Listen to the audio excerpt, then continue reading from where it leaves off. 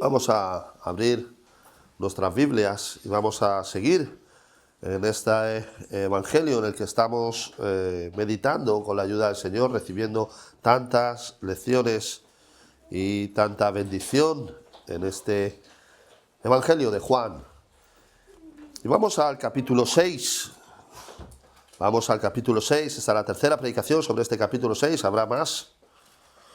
Y tenemos aquí el relato que nos toca hoy. Vamos a leer Juan capítulo 6, comenzando a leer desde el versículo 16 al versículo 21. Tenemos también, si queréis ir ojeando de vez en cuando, el versículo paralelo, que digamos el pasaje paralelo, lo encontramos en Mateo capítulo 14, está por allí. Y también se nos relatan otras cosas que estaremos a lo mejor yendo allí de vez en cuando, pero que lo tengáis en cuenta. Así que Juan capítulo 6, comenzando a leer desde el versículo 16 hasta el 21, y dice así la palabra de nuestro Dios. Dice: al anochecer descendieron sus discípulos al mar, y entrando en una barca iban cruzando el mar hacia Capernaum. Estaba ya oscuro, y Jesús no había venido a ellos. Y se levantaba el mar con un gran viento que soplaba. Cuando habían remado como 25 o 30 estadios, vinieron a Jesús, que andaba sobre el mar y se acercaba a la barca, y tuvieron miedo. Mas él les dijo: yo soy, no temáis. Ellos entonces con gusto le recibieron en la barca, la cual llegó enseguida a la tierra, a donde iban. Amén. Hasta aquí la palabra del Señor. ¿Cómo soportamos nosotros las pruebas? Acordaos que lo que tenemos aquí es un cuadro de lo que es la vida cristiana.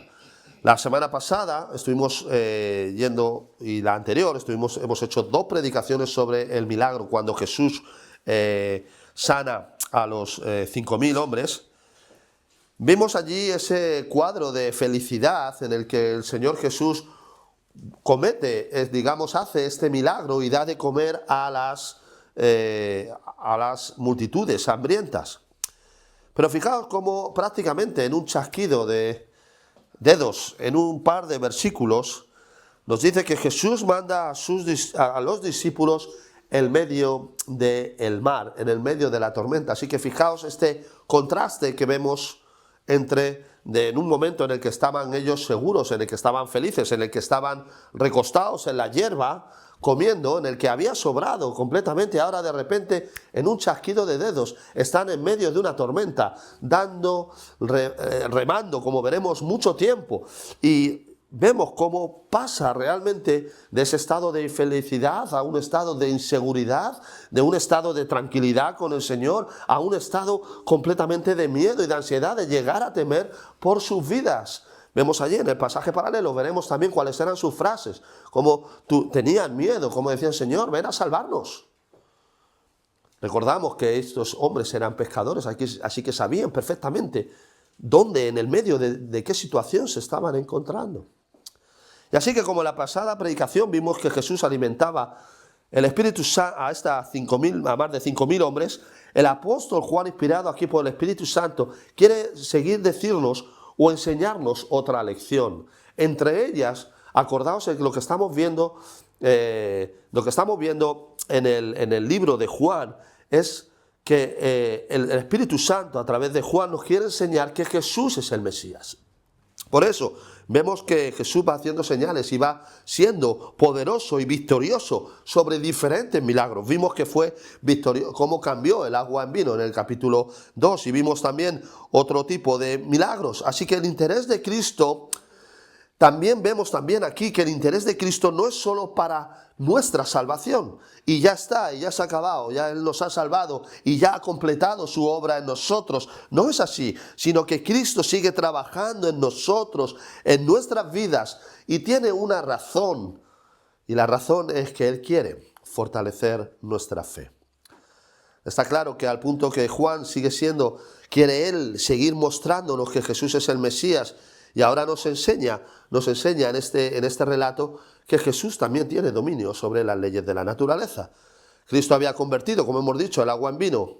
Ha ofrecido salvación a Nicodemo, capítulo 3, y a la mujer samaritana, capítulo 4. Ha vencido la muerte sanando al hijo de aquel oficial, también por allí. También sana al paralítico de Betesda, capítulo 5. Nos habla de su relación con el Padre, declarando su deidad. Alimenta, la semana pasada, a los 5.000 hombres, que es enseñándonos que Él es el maná del cielo. Y ahora Él sigue enseñándonos que Él tiene poder sobre las leyes de la naturaleza. ¿Quién puede tener dominio sobre las aguas con solo su voz? Eso es la pregunta que hicieron algunos de los apóstoles. ¿Quién es este? Que incluso los vientos y el mar le obedecen.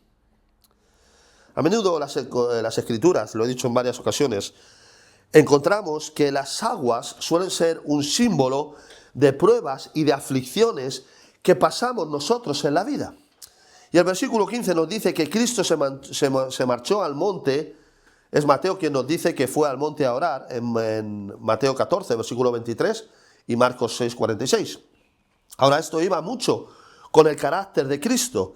Retirarse a orar, salir del mundo para buscar a Dios. Y aquí tenemos el modelo. ¿Cómo hacemos nosotros esto? Cuando nosotros oramos al Señor, ¿nos salimos nosotros realmente del mundo? De todas las ansiedades, de todos los problemas que tenemos para buscar al Señor en oración. Estamos yendo a buscar, y es que la oración, como nos dice la Confesión de Fe de Westminster, es la comunicación de nuestro alma con Dios. Cuando tú ves allí a los grandes puritanos, si te gustan, o a los grandes teólogos, vemos que ellos tenían una vida de oración fantástica. Incluso el mismo Spurgeon nos dice que había un hombre una vez que decía, bueno, voy a ir a ver a este hombre que tiene tanto, que le llaman el predicador de los predicadores, ¿cómo puede tener tanto éxito? Y entonces él fue con Spurgeon y le preguntaba cuál era su secreto. Así que Spurgeon le dijo, mira, ven esta tarde media hora antes del culto y hablaremos de este tema. Así que el hombre vino después por la tarde y estaba Spurgeon esperándole en la puerta. Así que cuando vino él le llevó a una sala de la iglesia donde ya había allí un grupo de personas, de miembros de la iglesia de Spurgeon, y estaban orando por la predicación que iba a hacer él. Incluso a veces este grupo incluso se quedaba siguiendo orando mientras Spurgeon seguía predicando. Y es que la oración es el carácter de Cristo, lo que vemos a lo largo de su ministerio. Jesús ha mandado, fijaos, a los discípulos a ir delante de Él, y los ha mandado en nuestro texto a ir delante de Él, pero sin Él. Él se ha ido al monte a orar. Así que el Señor quiere enseñar a sus discípulos algo. La tormenta se levanta y el Señor no está con ellos, aparentemente. El mundo a nuestro alrededor es como este mar agitado. Es el mismo mundo que ha rechazado y ha tratado a Cristo y crucificó a Cristo y lo trató despiadadamente. Es este mundo en el que nosotros tenemos que vivir. Segunda de Pedro 1:19, Pedro llama a este mundo un lugar oscuro, un lugar oscuro. Y tenemos que tener conciencia de esto. El mundo en el que estamos es este mundo oscuro caído en pecado. No va a mejorar. Por mucho que haya buenas cosas y haya buenas cosas que podamos ver en el mundo, por ejemplo, buenos gobernantes. Por ejemplo, podemos ver a Bukele allí, ¿no? En San Salvador, todo lo bien que él ha hecho esas cosas. Y podemos ver a lo mejor otros ejemplos buenos, pero déjame que te diga, el mundo sigue siendo un mundo en pecado que rechazó a Cristo y por tanto nos rechaza a nosotros. Y fijaos que es en medio de esta oscuridad cuando Cristo viene a sus discípulos. El mundo, la tormenta, era recia y oscura porque Jesús, que es la luz del mundo, Él no estaba presente. Así que donde no está Cristo, hay oscuridad. Si hay alguna vida en la que Cristo no esté, hay oscuridad. Si Cristo no está en nuestras vidas como creyentes, hay oscuridad. Así que Cristo aquí tiene un mensaje claro que decirnos. El mundo no va a cambiar. Muchos son los cristianos que intentan tener riqueza, fama y poder donde Cristo solo encontró pobreza, vergüenza y debilidad. Y a veces esperamos la luz y entonces viene la oscuridad. Job 30, 26 dice, y cuando esperaba yo el bien, entonces vino el mal. Debemos recordar que la oscuridad no la crea Satanás, sino que en este momento, en el del texto, es Dios quien controla la tormenta. Así que es Dios quien crea la tormenta, no la crea Satanás. Siempre estamos muchas veces mirando, no, es que Satanás está allí para atacarnos, para hacernos estas cosas, pero vemos que en nuestro texto no es así. De hecho, fijaos lo que dice en Isaías 45:7, dice el Señor, que formo la luz y creo las tinieblas, o sea, las hace Él, que hago la paz y creo la adversidad. Yo, el Señor, soy el que hago todo esto.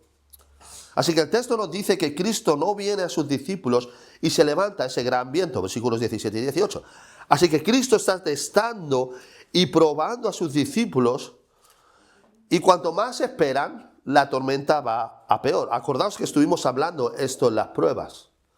Cuando vemos a Job, cuando vemos allí a Job, capítulo 1, versículo 21, lo tengo grabado en mi mente, cuando llega Satanás, le ha pedido permiso a Dios para atacarle a él. Le dice, ¿acaso tú no le has acercado a este hombre? ¿Cómo no va a adorarte? ¿Y cómo no va a ser un buen hombre si todo lo que hace tú le has protegido? Yo he intentado. Eso significa que Satanás estaba intentando entrar.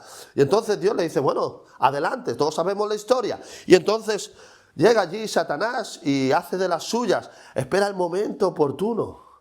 Eso es lo que hace en nuestras vidas. Ayer estuvimos hablando un poco de eso entre los hombres. Espera el momento oportuno para poder atacar, espera para poder causar más daño.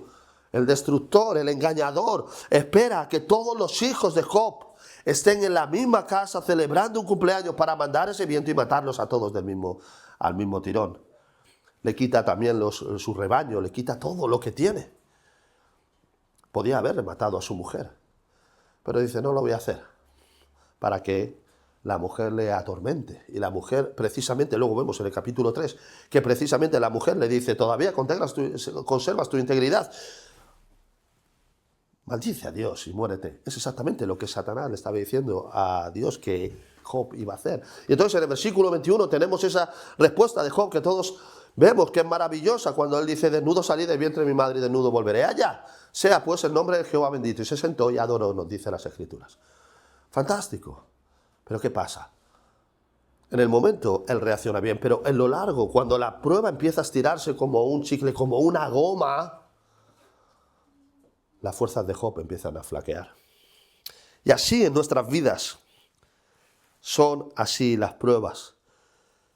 Nuestro texto, cuanto la tormenta va peor, los discípulos empiezan a desfallecer cada vez más. Parece como que Cristo les está rechazando. Parece como que Cristo les está ignorando. Parece como que no quiere saber de ellos. Pero no es así. Y a veces el Señor actúa con nosotros de la misma manera. A veces esperamos luz y tenemos oscuridad. Esperamos bendiciones y tenemos tiempos de dificultad. ¿Puede acaso Dios olvidar su gracia para con nosotros? ¿Puede Dios mirar a otro lado con indiferencia cuando nosotros estamos pasándolo mal, cuando estamos pasando por encima de alguna tribulación, de algún problema? Sin duda, los discípulos estarían pensando, ¿qué estarían pensando? Cuando yo estaba estudiando este texto y estaba viendo, digo, ¿qué estaría pasando por las mentes de estos discípulos?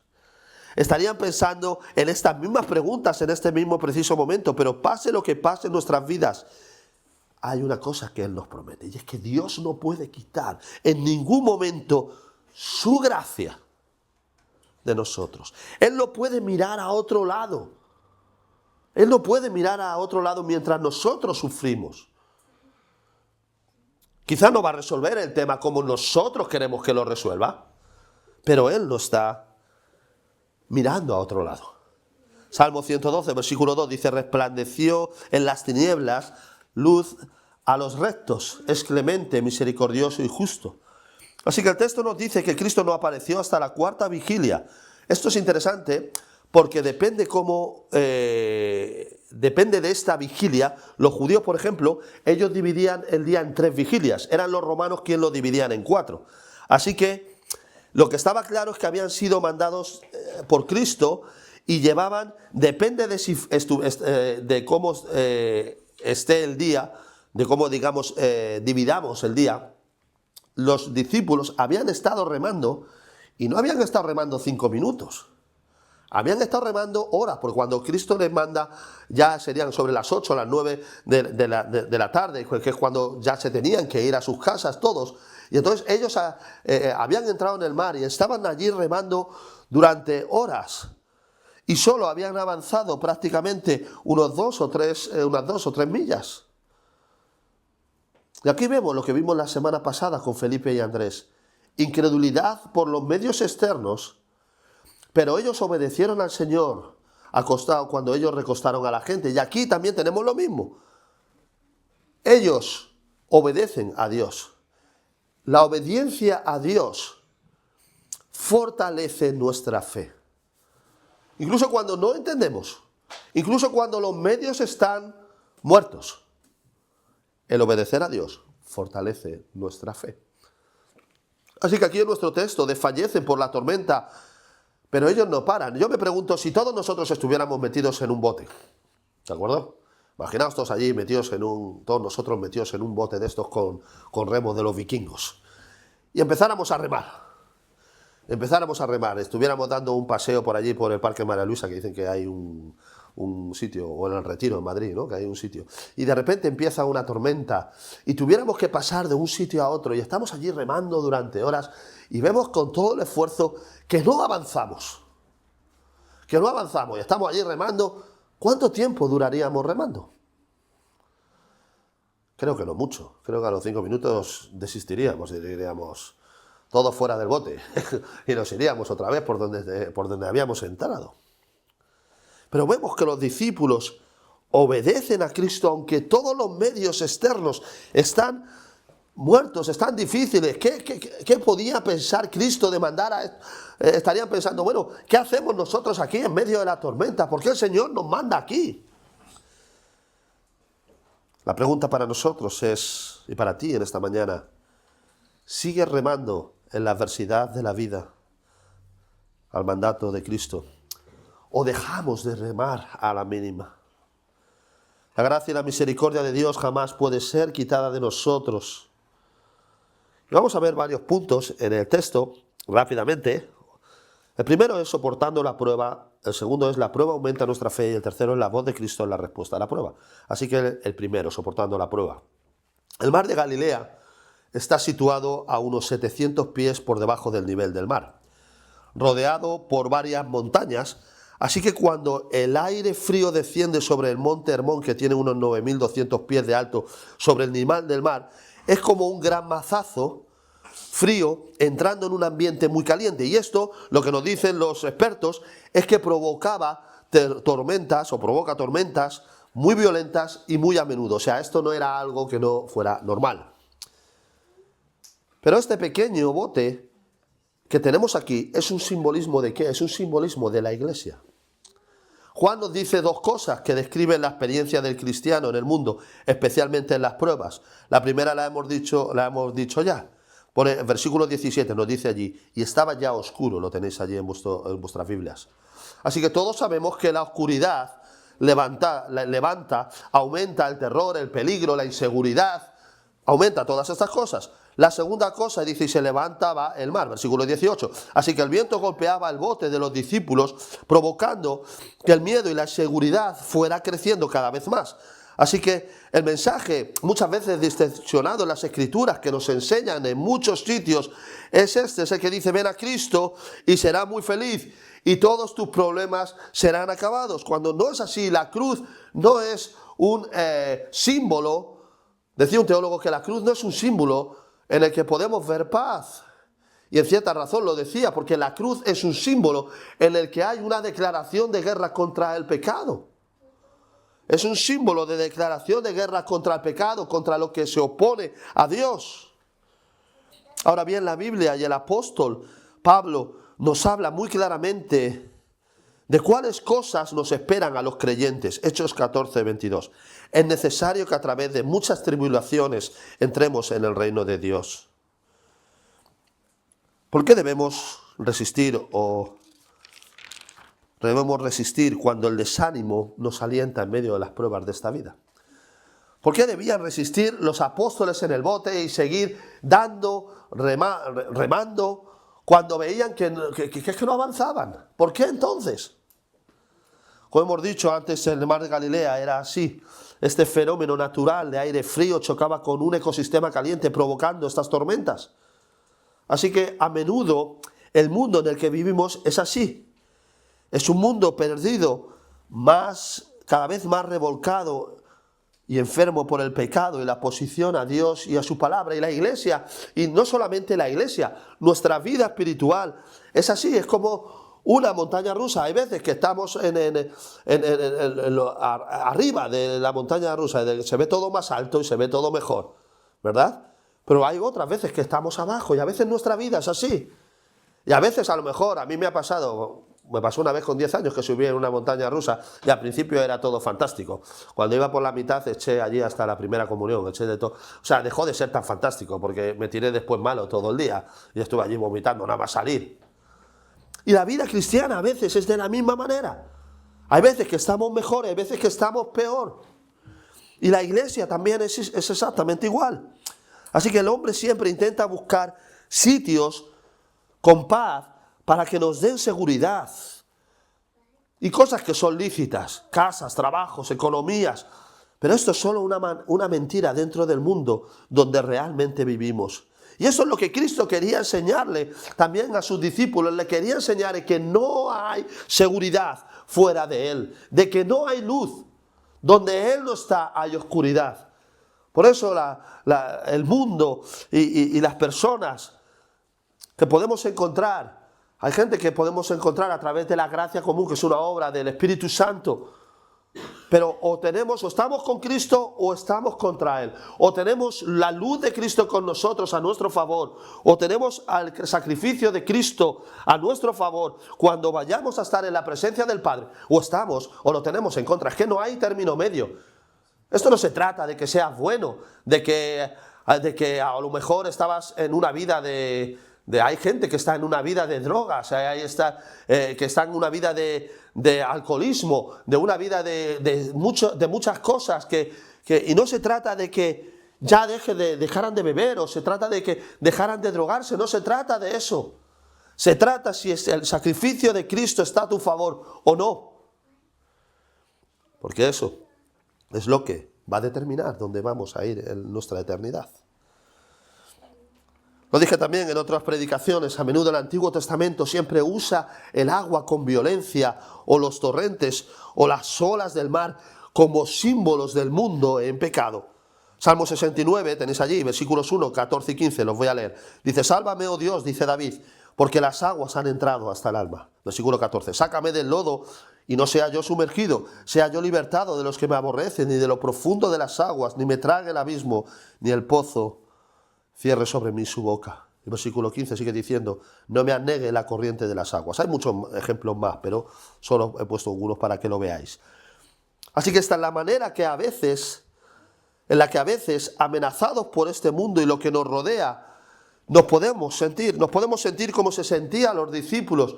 Ellos se sentían en este momento desesperados. Y si lo veis ahí en el capítulo paralelo, dicen, cuando vieron allí a Cristo, dicen, eso es un fantasma encima, para terminar ya estaban viendo, estaban horrorizados, y de repente, imaginaos, en medio de la oscuridad, ven allí una silueta que está caminando por el agua.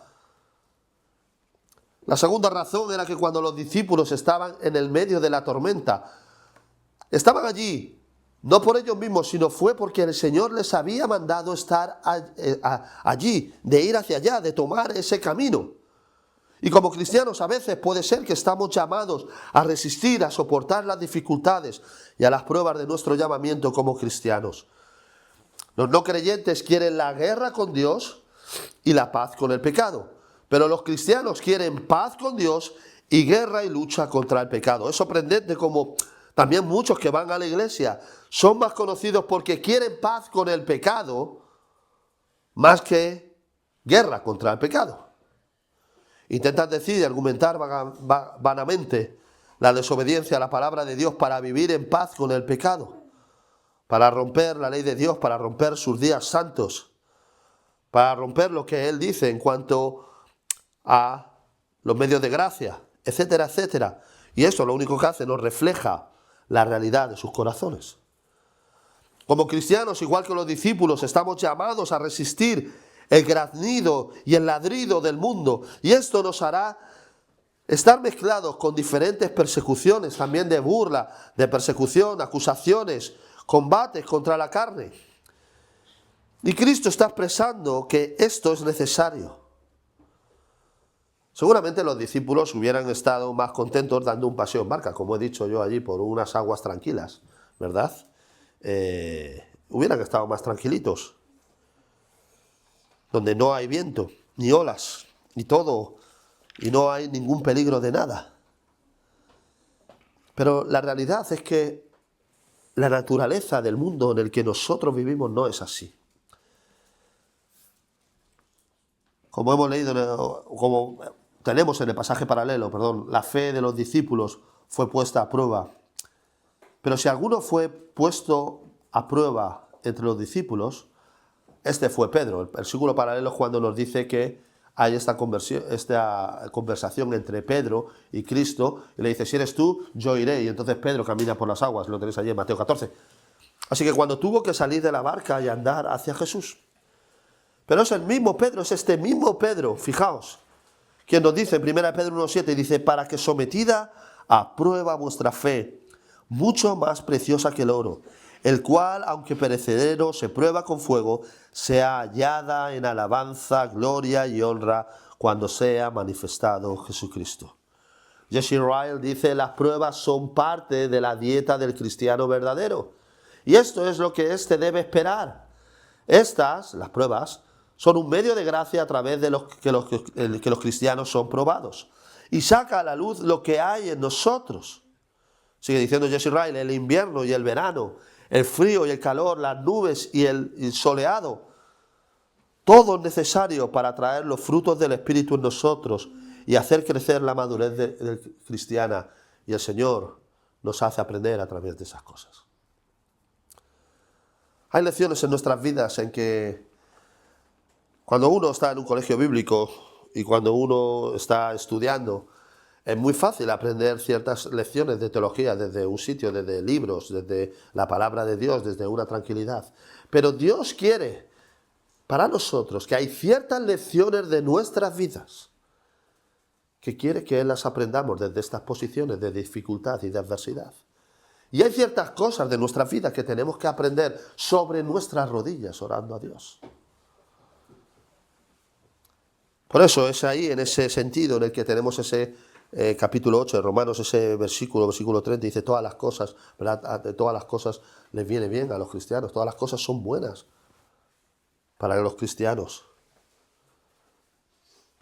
También vuelve a producirse en las Escrituras estos cambios bruscos. Fue Cristo, fijaos, quien lo encontramos en su bautismo, una imagen de paz y felicidad absoluta, donde las tres personas de la Trinidad estaban presentes. El Padre decía, este es mi Hijo, en quien tengo complacencia. Cristo recibe el bautismo, el Espíritu Santo está allí en forma de paloma. Y en solo un versículo, fijaos, Mateo 4, versículo 1, nos dice que Cristo fue llevado al desierto, donde el diablo le tentaría por 40 días. Vemos también nuevamente que esto es lo que pasa. Así que Cristo les hace pasar a los discípulos por un cuadro parecido. Los discípulos venían a alimentar de esa alimentación de los 5.000 y de repente, de un abrir y cerrar de ojos, de estar sentados en la hierba que había allí, de estar comiendo, de estar con la presencia de Jesús, pasan a temer por sus vidas. Si fue lo que pasó el Señor, eso fue lo que pasó el Señor y también se lo hizo pasar a los discípulos. Y también el Señor, dentro de su providencia, actúa así con nosotros, sus hijos. La tercera razón por la que nosotros debemos obedecer a Dios y no sucumbir y no desfallecer en la obediencia a Cristo es seguir adelante y tener obediencia hacia Él. Acordaos que Dios puede mandar a los filisteos a nuestras vidas por muchas razones. Moisés nunca hubiera sentido el rechazo si el zarza ardiendo no hubiera obedecido al Señor. Daniel nunca hubiera sido lanzado al foso de los leones si no hubiera sido fiel al Señor. Pablo tampoco hubiera perseguido y apedreado en varias ocasiones si no hubiera sido fiel al Señor. Porque como nos dice, y nos dice también en este texto de Santiago que estábamos leyendo, nos dice más adelante, la amistad con Dios es enemistad con el mundo. No podemos vivir en armonía con los dos, porque el mundo no va en oposición a la voluntad y al carácter santo de nuestro Dios. Así que hoy algunos creyentes quieren estar en los dos lados. Y especialmente ahora hablo para los jóvenes. Disfrutar de las cosas del mundo por un lado, de la fornicación, el pecado que el mundo nos llama pecado, sino todo lo contrario, sino que llama a lo malo bueno, ya llevamos a estos tiempos. Y luego el domingo un rato en la iglesia, o un campamento supuesto de jóvenes, ¿verdad? De jóvenes que van a ciertas iglesias, ¿verdad? Porque hoy en día si no hacemos ese tipo de cosas, digamos como que estamos con nuestros brazos bajados, ¿verdad? Pues dice Paul Washer sobre esto, dice: la mayoría de los grupos de jóvenes son totalmente inútiles. Somos como un montón de manos que tenemos que tener diversión en todo. Tenemos que ir a la iglesia para divertirnos. No podemos tomar nada en serio, porque si no tenemos diversión, los jóvenes no van a venir, sigue diciendo Paul Washer, pero no van a entrar en el reino de los cielos por medio de la diversión. Necesitan doctrina, necesitan verdad, necesitan la verdad de la palabra de Dios. Es tiempo de dejar de ser niños. Es tiempo de madurar y tomar en serio la Biblia. Recuerdo que hace muchos años, cuando yo era joven, en nuestra iglesia teníamos un grupo bastante pequeño. Teníamos un grupo aproximadamente de, no seríamos más de 6 o 7, éramos todos chicos además. Y había diferentes edades entre nosotros. Entonces nosotros íbamos a juntarnos con los jóvenes de una iglesia que estaba en Alcalá de Henares, una iglesia bautista, en el que esta iglesia era increíble, tenían un grupo de 60 jóvenes. Y todos los días estaban por allí danzando, y ahora venga, vamos para la montaña. Y ahora después de la montaña vamos a jugar un partido de no sé qué. Y ahora al día siguiente vamos a un campamento. Y ahora nos vamos de retiro a no sé dónde. Y ahora, bueno, y era todo fantástico. Hacíamos allí equipos, jugábamos, nosotros nos juntábamos con ellos. Fantástico, era algo maravilloso. Allí todo el mundo, ¿verdad? Se cantaban allí con las guitarras, venga a cantar canciones en medio del fuego, tal. Maravilloso. Hoy en día no queda, creo, ni uno allí, ni uno. Cuando pregunté hace poco al pastor que estaba allí, porque estas cosas son externas, no cambian. Necesitamos la verdad de la palabra de Dios. Todavía es mucho más preocupante cuando tú miras ahora mismo el plan actual, porque recuerdo que de esos 6 o 7 jóvenes que estábamos, las mejores reuniones que tuviéramos nosotros no fueron aquellas en las que había tanta gente, sino eran reuniones en las que había solamente a lo mejor 4 de nosotros, pero la palabra de Dios estaba en medio de nosotros. De hecho, a día de hoy, cuando miro hacia atrás y veo a aquellos jóvenes, los conozco, los sigo conociendo. 2 de aquel grupo somos pastores, otros 2 son ancianos, otro es diácono, otro tiene una gran, digamos que es el que lleva toda la parte de la alabanza en su iglesia. Pero cuando veo hoy los líderes de los jóvenes y cuando veo de lo que nos rodea, veo gente sin convertir, veo gente sin amor a la palabra de Dios. Eso es lo que Cristo nos enseña también en este texto, de que no podemos estar en dos lados. No podemos estar en dos lados, joven.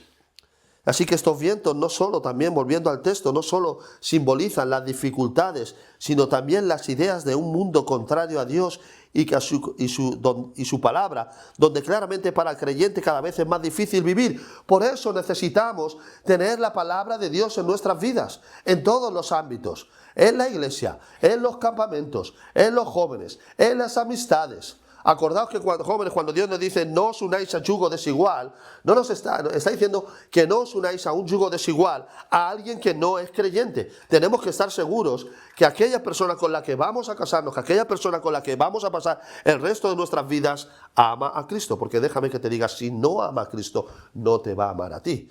El texto no está diciendo que te puedes juntar y puedes empezar a salir o a tener esas relaciones con alguien que vaya a otra iglesia.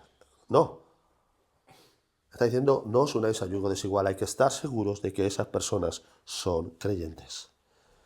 La sociedad dice que un joven, fijaos, y todas estas cosas que va metiendo este mundo, estas olas y estas tormentas en el que simbolizan, como hemos dicho, este mundo caído. Dice, fijaos, se meten en la iglesia, la sociedad dice que un joven con su novia puede tener relaciones sexuales, es lo más lógico, es lo más normal del mundo. El aborto para la sociedad no es un asesinato, según la sociedad es un derecho de la madre a hacer con su cuerpo lo que quiera. La homosexualidad, según la sociedad y este mundo, es una opción sexual. Pero Dios dice en su palabra que todas estas cosas son pecado.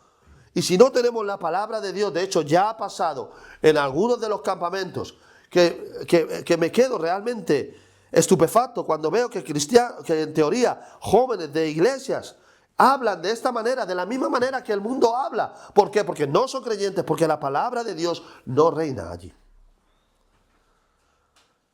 Estas ideas del mundo invaden y abordan la iglesia, no solo en los jóvenes, sino también en los mayores, y las destruyen. Debido a que todo este ambiente hostil, podemos desesperar, pero Dios quiere que perseveremos. Gálatas 6:9, no nos cansemos pues de hacer el bien, porque a su tiempo segaremos si no desmayamos. Lo segundo que vemos muy rápidamente es que la prueba aumenta la fe. Sabemos que Juan escribió su evangelio muchos años después de que todas estas cosas pasaran. Pero él a través de estas pruebas creció en madurez y fe. Jesús estaba en la montaña orando, intercediendo por sus discípulos. El Juan que vemos que escribe Juan es el mismo que escribe Apocalipsis, es igual que Pedro. Cuando vemos a Pedro, fijaos en Pedro, cuando él estaba en los evangelios, es un Pedro muy diferente. ¿Cómo podemos decir? Parece que es otro hombre. Porque vemos que su impetuosidad, digamos, ya no está allí, ya ha madurado y ya ha escrito sus cartas mucho después. Ya a Juan le pasa algo parecido. Pero aquí lo que vemos es que Jesús no deja de interceder por sus discípulos. No los ha dejado a la deriva, a su suerte, sino que sigue intercediendo por nosotros. Seguramente los discípulos se preguntarían en medio de aquella tormenta, ¿dónde está mi Señor? ¿Dónde está el Señor? ¿Acaso no nos ve que estamos aquí, que llevamos horas remando? Y la misma pregunta puede a veces tambalear nuestra fe cuando estamos en problemas. En medio de las pruebas, de estas aflicciones, de estas dificultades, nuestro caminar cristiano, nos preguntamos igual, ¿dónde está el Señor? ¿Acaso Él no nos ve? ¿Acaso Él no ve que estamos pasando por este periodo de prueba, por este problema de dificultad, por este problema de necesidad? Cristo ahora nos dice en las Escrituras que intercede por nosotros y está sentado a la diestra del Padre. Y esto no es nuevo en nosotros. Pensamos que las pruebas estamos solos. Y lo mismo le pasó a los caminantes de Maús. Acordaos, estos caminantes que iban allí y bueno, habían crucificado a Cristo. Y ellos nos dicen que bueno, nosotros pensábamos que este Cristo era el Mesías, era el que nos iba a salvar. Pero ahora resulta que la han crucificado. ¿Y qué nos dice? Es algo fantástico. Es uno de mis textos favoritos de las Escrituras. Lo tenemos allí en Lucas. Nos dice que estos hombres caminaban allí desesperados, tristes, por lo que había externamente. Pero ¿qué nos dice las Escrituras? Que Cristo mismo era el que caminaba con ellos. Es increíble, ellos no se estaban dando cuenta.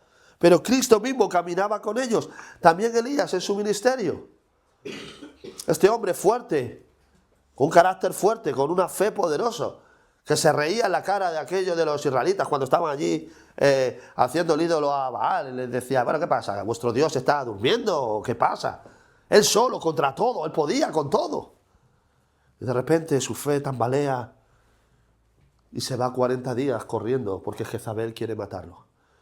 Y cuando llega le pregunta, le dice a Dios, todo el pueblo de Israel, todos han matado a tus profetas y solo quedo yo.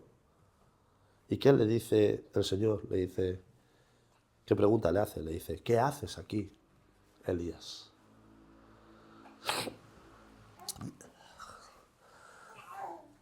Dice una historia, que una vez un cristiano tuvo un sueño. Y dice que soñaba que caminaba por la playa con el Señor y a través del cielo pasaban las escenas de su vida. Y por cada escena que pasaba, el cristiano vio que había dos pares de huellas, Una par eran suyas y las otras eran del Señor. Así que cuando la última cena de su vida pasó por delante de él, el cristiano miró atrás hacia las pisadas en la arena y se dio cuenta de que en los momentos más duros de su vida solo había un par de huellas y no dos. Así que esto le perturbó al cristiano y le dijo al Señor: Señor, tú me dijiste a través de tu palabra que siempre vendrías conmigo que a lo largo del camino de mi vida. Sin embargo, veo que durante los peores momentos de mi vida en la arena solo hay un par de huellas y no comprendo por qué tú me abandonaste cuando yo más te necesitaba. Y el Señor dice que le contestó: yo siempre te he amado y jamás te abandoné en los momentos más difíciles de tu vida. Cuando viste en la arena solo un par de huellas, esas huellas no eran las tuyas, sino que eran las mías, porque yo te llevaba en mis brazos. Yo estaré todos los días con vosotros hasta el fin del mundo. Eso es lo que Cristo nos promete. No importa lo que pase, el Señor jamás nos abandonará. Tenemos tantas preocupaciones. ¿Cómo saldremos adelante? ¿Cómo pagaremos la hipoteca? ¿Cuál será nuestro trabajo? ¿Qué va a ser de nosotros? ¿Qué va a ser de nuestras familias? Pero tenemos la promesa de que Dios no nos va a dejar. Otra gran lección que vemos es que el Señor viene a ayudar en nuestra mayor necesidad. Cuando habían remado como 25 o 30 estadios, vinieron a Jesús que andaba sobre el mar y se acercaba a la barca. Así que Dios es nuestro benefactor y tiene multitud de medios para hacernos llegar su ayuda. No hay mar, no hay tormenta, no hay problema, simboliza que no hay tormenta, no hay problema de que Cristo no pueda llegar. No hay sitio donde Él no pueda cruzar. De hecho, cuando vemos allí en Apocalipsis, tenéis ahí, cuando en Apocalipsis 4 y 5 tenemos la introducción del Cordero, capítulo 4, capítulo 5, la aparición del Cordero. Y lo que vemos es que Cristo en el capítulo 5, cuando aparece, ha cruzado el mar de cristal. Está delante de los 7 espíritus de Dios. Él está sentado a la derecha del Padre. Está en un sitio donde ningún otro ser del mundo puede estar. Ningún otro ser creado. Solamente Él. Finalmente, lo que vemos es que la voz de Cristo es la respuesta a la prueba. Muy rápidamente. Nuestro texto nos dice que los discípulos al ver a Jesús tuvieron miedo, versículo 19. En el pasaje paralelo nos dice que pensaban que era un fantasma. Imaginemos la escena en medio de la oscuridad y de la violencia de la tormenta. Una forma humana anda entre las aguas. Así que esta imagen provocaría más miedo del que ya tenían los discípulos. Pero entonces Jesús habla a los discípulos y ¿qué nos dice? Le dijo: yo soy. Y ellos reconocieron su voz. Juan 10, 27 y 28 dice: mis ovejas oyen mi voz y yo les doy vida eterna. Y no perecerán jamás ni nadie las arrebatará de mi mano.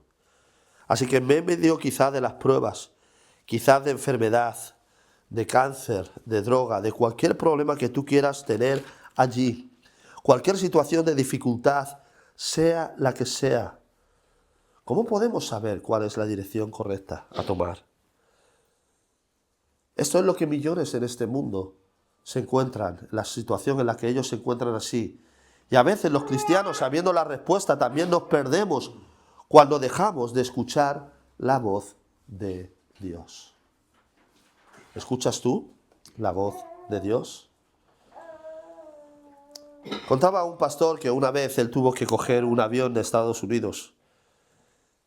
Estaba allí en Estados Unidos y tenía que coger un avión, pero al parecer había algún problema con el vuelo, así que mientras estaba esperando para conseguir otro vuelo, él y un abogado que tenía, otro hombre que era cristiano se le ofreció llevarlo a él y a su acompañante en una avioneta.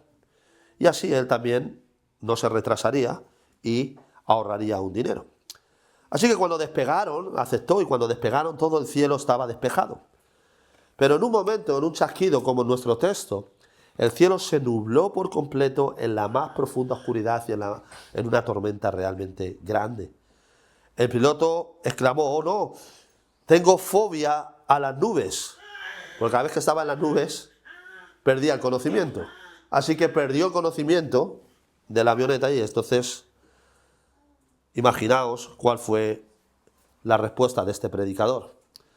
Este predicador empezó a hablar con su acompañante, diciendo, si se dijeron uno al otro, vamos a morir, no hay opciones. Intentaron levantar a este hombre y no había manera. Y entonces empezaron a hablar por la radio, por la torre de control, y les encontró y comenzaron a hablar con la torre de control.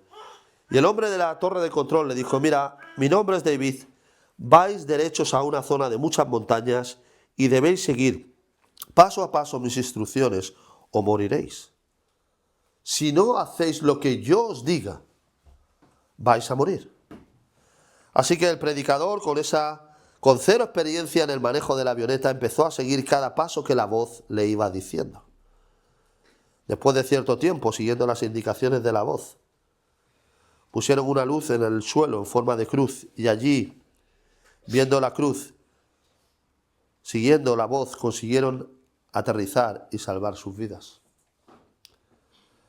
Después de esto, este predicador, con el susto en el cuerpo, y su abogado se fueron a dormir a un hotel y a las 3 de la mañana alguien llamó a la puerta de la habitación del predicador. Cuando él preguntó quién era David, ese David quien les había ayudado. Y inmediatamente el predicador abrió la puerta y reconoció la voz de este hombre y dijo, tú eres la voz. Tú nos has salvado cuando no había posibilidad de vivir sin escuchar tu voz. Quien quiera tú que seas que me escuchas o que estás aquí en esta mañana, Cristo es la voz que debemos escuchar.